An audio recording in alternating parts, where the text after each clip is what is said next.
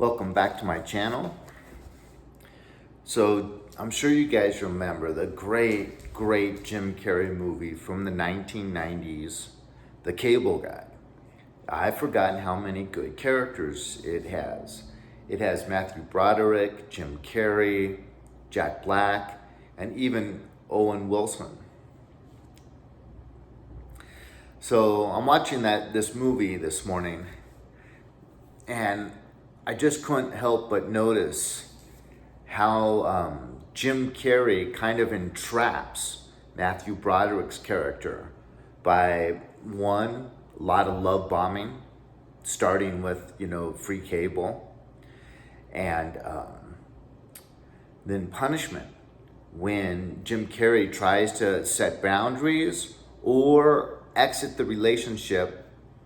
Jim Carrey brings in some punishments to the situation.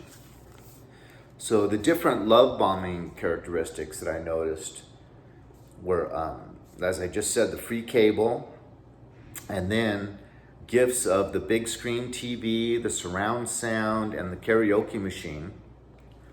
Then Jim Carrey organizes a party, really fun party with the karaoke machine, and hires a prostitute for Matthew Broderick. So, and then he ends up beating up Matthew Broderick and his girlfriend are kind of taking a break from their relationship. And so she goes out on a date with Owen Wilson that portrays a very narcissistic type of personality. And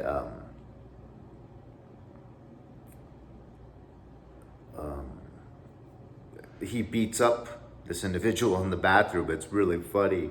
And that's one more of these favors that he's doing for Matthew Broderick's character. And then he goes over to this same girl's house, Matthew Broderick's girlfriend, and puts in the rainbow package, which is every single channel on cable TV, and then puts in a good word when he's talking to the girlfriend after putting in the rainbow package, puts in a good word for Matthew Broderick. So she calls him all appreciative, first he says, this was paid for by Steven, your boyfriend, Matthew Broderick's character. And then he talks about how Matthew Broderick's character can never shut up about how infatuated he is and how in love he is with his girlfriend. So she calls him all goo goo gaga and very appreciative. And of course, Matthew Broderick goes along with it because his girlfriend wants him back. So the different ways that Matthew Broderick's character gives in to the love bombing tactics is he complies.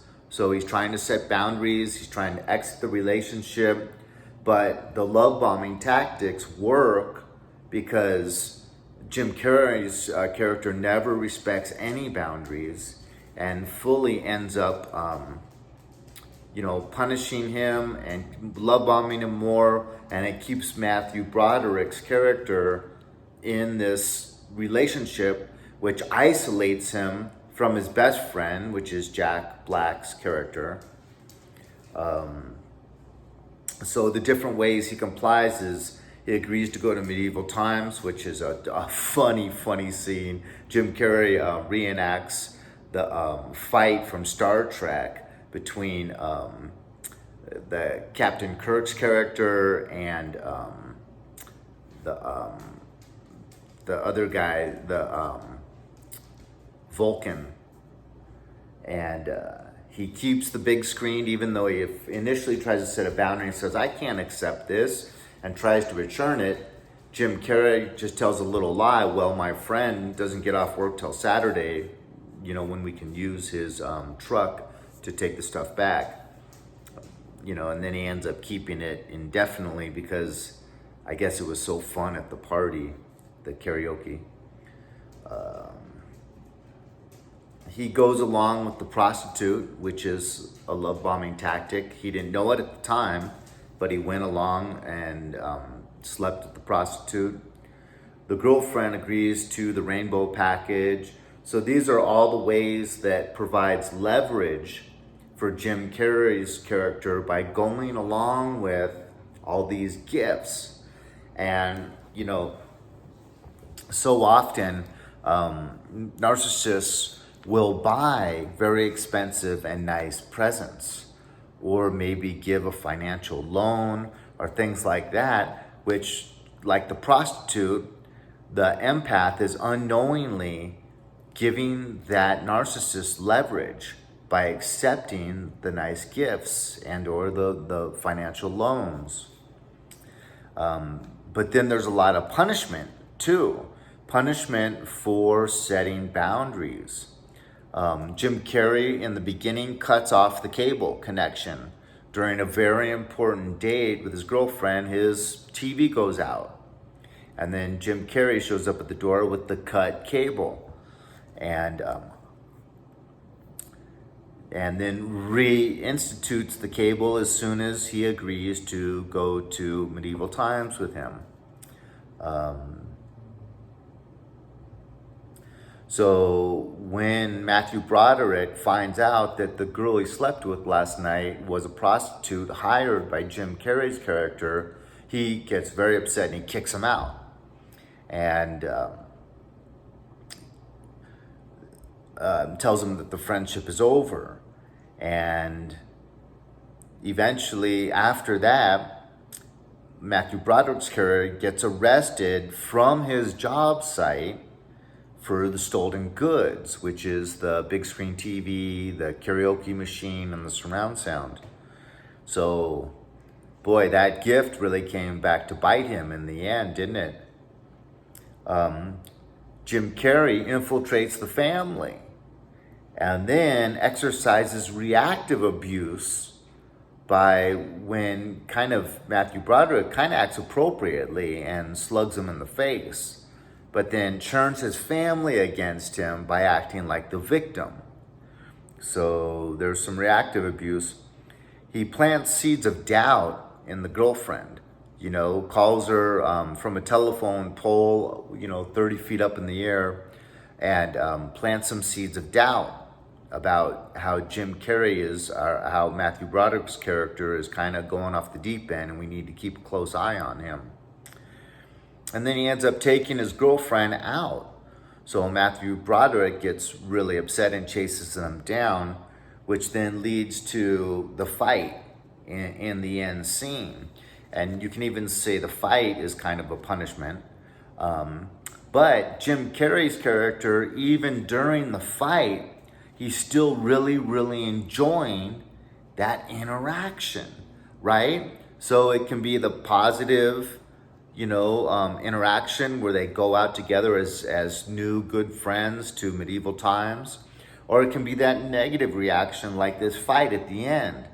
The narcissist, portrayed by Jim Carrey in this discussion, enjoys the fight thoroughly. Matthew Broderick's not enjoying the fight, but Jim Carrey is, because he's still interacting. He's still getting narcissistic supply, and he's still getting this person's attention, which is all they want, whether it's positive or negative, right? He's getting that attention.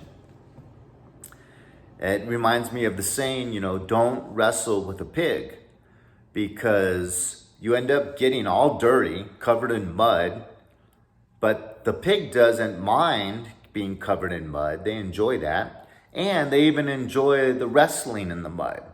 So you didn't enjoy the fight or getting covered in mud, but the pig enjoyed the wrestling in the mud and they enjoyed being covered in mud. So the pig, or the narcissist, enjoyed both the fight and the getting covered in mud, and the empath didn't enjoy the fight or getting covered in mud. So 2-0, narcissist wins. Anytime you fight with a narcissist, they're winning 2-0. So a lot of interesting stuff. Jack Black's character is Matthew Broderick's best friend, and he sees under Jim Carrey's mask, and he sees that something's off about this guy right away. and he notices that he's losing his best friend. Basically, he's being isolated by Jim Carrey from his normal social endeavors and his social relationships. Very narcissistic. Jim Carrey's character, when he sings at the karaoke machine, he sings "Find Somebody to Love." And that's one of my favorite scenes from all the movies I've ever seen in my life, because Jim Carrey puts on such a good performance singing this song, rolling around on the ground and doing this thing, "Find somebody to love," makes his voice go crazy like that. So once again, the person representing the narcissist in this movie, in my description, is very charismatic. Jim Carrey's character also is very intelligent and able to impress people when he wants to, like to infiltrate Matthew Broderick's family. So he can be very influential and impress the people he wants. He's really intelligent in the way he can recall any movie scene or any scene from a sitcom to any situation happening in real time in real life. So that takes an incredible memory. And he recalls very, very appropriate scenes from sitcoms from the 70s when he was a little kid. And everything Jim Carrey's character does is either basically love bombing or punishment, all to keep that relationship alive and going. It's a transactional relationship, right? Everything comes down to like, well, I did this for you, you accepted this gift or this or that, so you owe me. So everything is transactional, very, very similar to a narcissistic relationship. So the fight at the end didn't change Jim Carrey's character at all. Even at the end, Jim Carrey's character falls off this huge thing and stays alive. So Matthew Broderick's kind of happy that he survived and feels bad for him because he's getting loaded into an emergency helicopter, and basically says, we can still be friends, Basically, just the problems were all caused by you wouldn't respect any boundaries. You had to have me all to yourself. You were doing too much, basically, But even right after that scene, Jim Carrey designates his next target. It's the emergency personnel on the helicopter. The guy shows him some sympathy and says, don't worry, you're going to be okay, buddy. And then right away, Jim Carrey's character sees a new target, right? So a little bit of sympathy, a little bit of affection, attention, and right away, Jim Carrey's like, do you really think I'm your buddy? And starts wanting to love bomb this person and get him entrapped like a spider getting a fly to fly into his web. Because look at how long he was able to milk this transactional relationship with Matthew Broderick. It went on for many months. And you can see by this ending that this is how this character of Jim Carrey just lives, jumps from one host to the next, and he can get, a good 2 to 4 month amount of narcissistic supply out of his targets. And when one has kind of just been exhausted, latches onto a new host, just like a parasite, right? They always have to have a host. And in real life, they're usually setting up the next host when they're still in the relationship with the one that they're attached to, the one they're being parasitic to.